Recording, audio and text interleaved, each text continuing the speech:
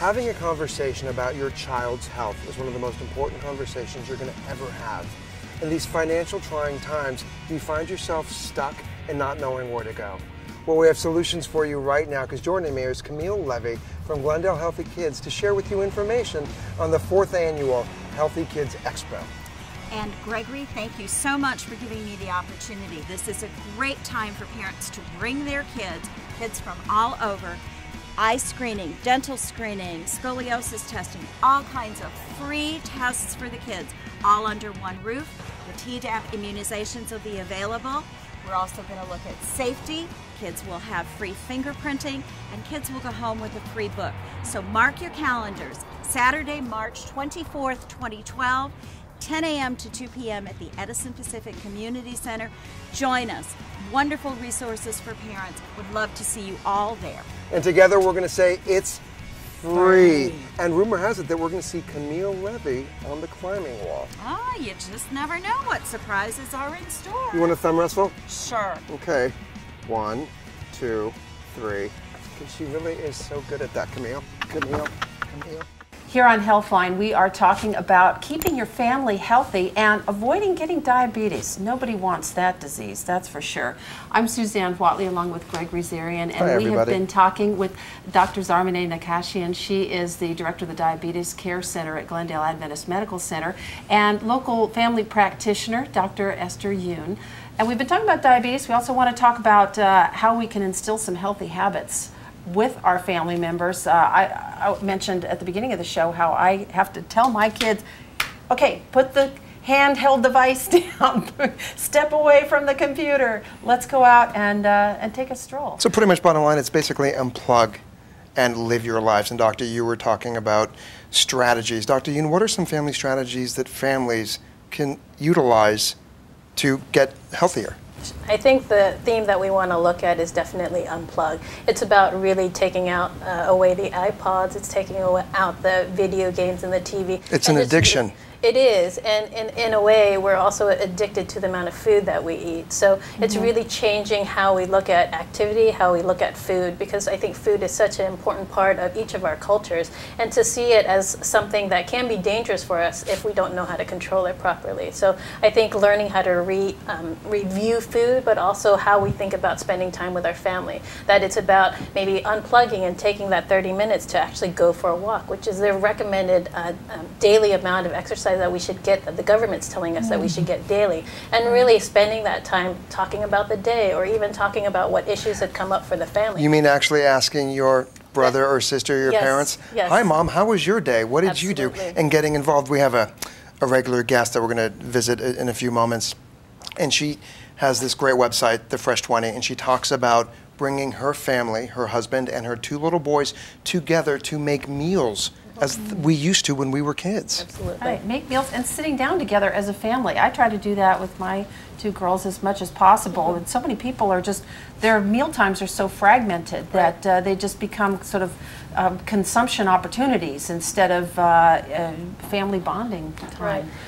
You were talking about how food can become dangerous. It's particularly a problem when you're diabetic. And Dr. Naccashian, that's what you are trying to get out to the community, people who are pre-diabetic or also have diabetes.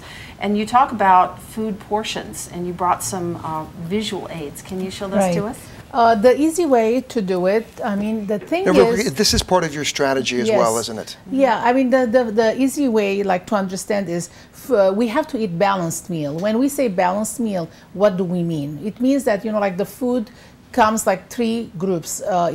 There are the carbohydrates, there are the proteins, and there are the good fats. So we have to eat balanced, meaning that when we're putting food in our plate, it has to contain from these 3 groups. Okay.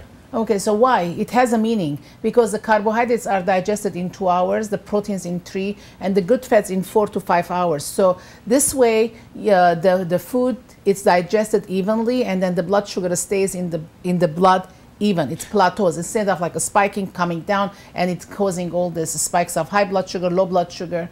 What happens when it spikes? What does that make a person want to do when you've got a spike and then a low? Isn't that like a crash and burn? Like the thing is, when it spikes, like you're tired, you know, like you don't have any energy, and then when it comes down, like you're hungry, then you're going to be eating anything that you find. Oh, so when it spikes, you lose your energy. When it comes down, that's when, okay, interesting. Okay, so the easiest way to take a plate that is 9 inches in diameter, and then so divide the plate in the middle, and then 1/4 we're going to be putting the carbohydrates, your bread family, and then the other 1/4 the protein family, which is the meat, the egg, and the cheese, and then the other half we're going to be putting, the other quarter we're going to be putting fruits, and the other quarter we're going to be putting the vegetables. So this becomes a balanced meal.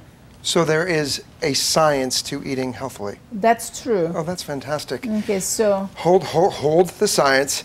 We're going to spend some time with Melissa Lanz from the Fresh 20, and she's going to share with us how to make healthy guacamole. Do not go away. Yum. It was really delicious. I was lucky I was good. there.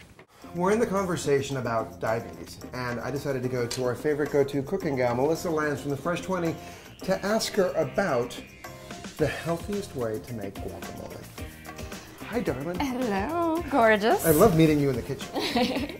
So my biggest thing with diabetes is it's not particularly a diet, right? You don't have to be on the diabetes diet. So is there something called the diabetes diet? Not necessarily. Okay. There's no, what it is making sure that you're controlling your carbs so that you don't get your glucose up, making sure that you're controlling your fats, and the easiest way to do that is to make your own snacks. Because the snacks you get in the store are full of trans fats, which are bad fats, margarine, lard, things like that. Okay, so you're making guacamole. We're making fresh guacamole and fresh chips. Oh, I love that. Let's start with the chips, right? So this is a stack of chips, and the best thing is that we don't want to carb load for diabetics, right? We want to make sure. So a good snack for diabetics, 2 of these, it's going to be about 20 carbohydrates. That's about 8% of what you need in a day for your carbohydrates. So it's low in carbs, right? For a diabetic. These are corn tortillas, not flour tortillas. And that's a simple switch that a diabetic can make. They can start eating corn tortillas instead of flour, because what's in a corn tortilla is much lower on the glycemic index, which is how you rate how it's going to turn into sugar in your body, than a flour tortilla. I'm going to go get a pan for these chips. And I'm gonna cut the tomato. So for our chips, we're going to lay them out kind of in a single layer, and then brush them with a little bit of olive oil. We're going to bake them at 375 for about 10 to 12 minutes. Do we brush both sides? Super easy. No, just brush one side, and then you can kind of, I use my hands a lot. Oh, do you? Okay. You don't have to be so gentle. Okay, so just brush them on. You're just trying to get a little bit of salt. Now again, as you say. Good. We just want it to be a quick snack, We want it just to be able to do it quickly. So that goes in the oven. And guacamole, so fresh, so amazing. You can put it on anything. And I really think that it's the best snack. It's a great diabetic snack because there's no added sugar. It's really low in carbohydrates. Avocado is an amazing fat for our bodies. It's extremely healthy. You want to take that and scoop it? We're going to scoop that whole thing. So we have a minced clove of garlic, 1 minced clove of garlic. We have a little bit of tomato. We're going to take a little bit of lime juice. You can use half a lime or 1 whole lime. One of the major staples of good guacamole is cilantro. So we've chopped up a little cilantro. So we're going to put some in there. You could also do parsley if you don't like the flavor of cilantro. And then a little bit of salt, tiny amount. Quality salt, always important. Black pepper. And then for this guacamole, my guacamole always has a little cumin in it. But like I said, these are just the basics. So we're just gonna mash it, right? It's got the garlic, it's got the lime juice, it's got the cilantro. It's all, I'm telling you, this is my favorite. So Melissa, how long do we mash this for? Just until it's your desired consistency. The best part about this snack combo with the chips and the guacamole, it's 15 minutes start to finish, including the baking time for the chips. Oh, that's fantastic. And it's just easy, and then you can have it out on the counter where you should have the stuff that you're gonna snack on all day. I'm gonna get the chips so you can taste it. Okay, because you're also all about doing things with your family and creating foods together, right? Yes, kids love to mash. Can I have a chip, please? I feel like I'm ready. Okay. All right. Okay, may I? Moment of truth. Okay. Okay, we'll go. It's like wedding cake for healthy people. Oh my God, it's like a HEALTHline guacamole. You're my HEALTHline hubby. Okay, for more amazing treats from Melissa, just visit her on her website at thefresh20.com. Let's get some more chips. Please. Are you going to eat it with the fork? Why not? Wouldn't you? I would.